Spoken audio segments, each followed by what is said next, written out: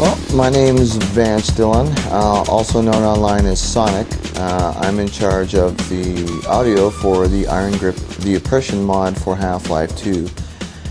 And what we've been working on so far has been, since March, we have been doing tons of recording. So we've been going out, recording construction sites, real-world sounds, walking in different environments and textures and things like that, and just recording a lot of audio. And now we've been spending the last 3 months massaging all that audio and getting it ready to pass off to the programmers to put in game. I think what makes Iron Grip different sonic wise is going to be the amount of time and effort that went into doing the sound design for the mod.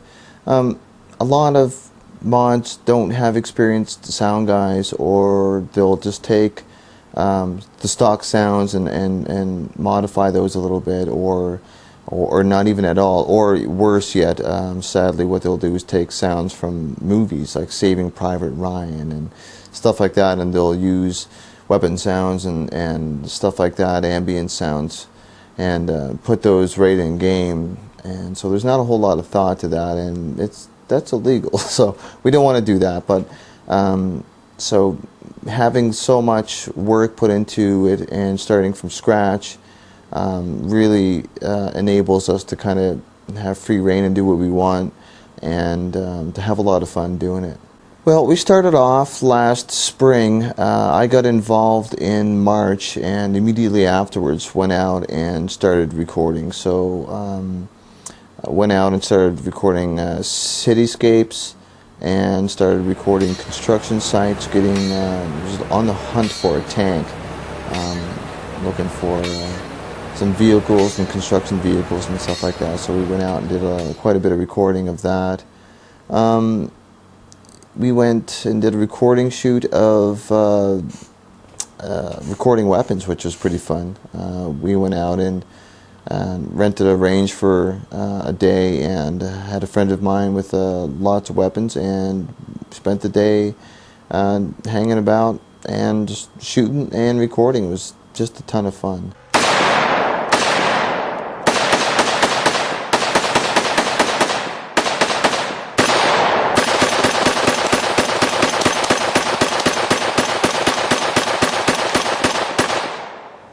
Well, even as far as the music goes for the mod, we're taking it to its farthest limits that we can. Christian Picard is taking the helm as far as writing and composing and recording all the soundtracks for the game, and it's being mixed and mastered professionally, as if it were any other soundtrack to a movie or a professional game, and being, you know, mastered like it was a CD. You know, there's no difference. We're taking it to proper channels and as far as it can go. I mean, instead of just, you know, recording something and then just throwing it in the game and seeing how it sounds. We want to make sure that it's big, it's loud, it's full.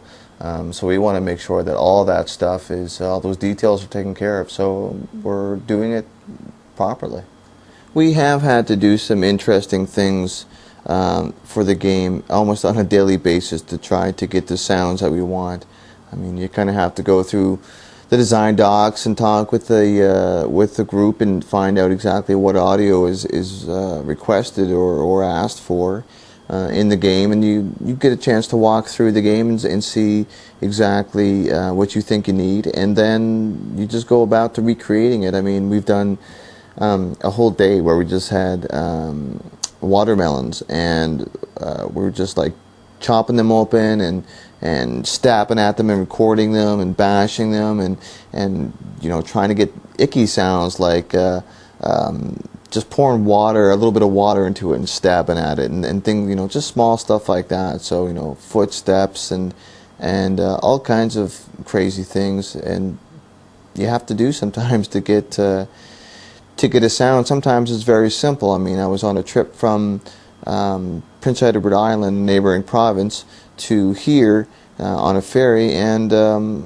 was able to, you know, talk to the captain, and he gave me, I just told him, hey, look, you know, I do sound design for games, and wouldn't mind doing some recording, and he said, hey, well, come with me. So he took me down to the engine room, and so I got really good, huge turbo diesel engines recorded. Got the ambience of the bridge, ambience of all these different decks and inaccessible places the public can't go to. And I found that, you know, even though a lot of the recording that I've been doing has been of the guerrilla style, where you just kind of run in and get your recording and your samples and stuff like that, and hopefully nobody kicks you out of the construction site or the cops don't come or something crazy like that. But you know, everybody's really receptive. It's like, hey, you know, I'm recording sound for a video game, and kids are like, oh, or people are like, oh, you know, my kids play games, so hey, cool. It's, you know, it's all in good fun.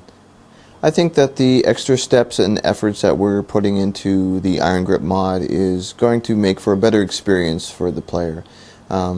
It's a total modification, and if the audio and other departments aren't up to the same specs as the game calls for, then it's not really a full modification. It's, you know, just cheesy changes. So we basically are replacing every sound that's there with new sound and custom sound, and so it's going to make a really fun time for the player. And with the Half-Life 2 engine controlling the 3D audio and stuff like that, it's going to be immersive, and it's going to be big, and it's going to be scary, and it's going to be fun. So it's going to add to the experience.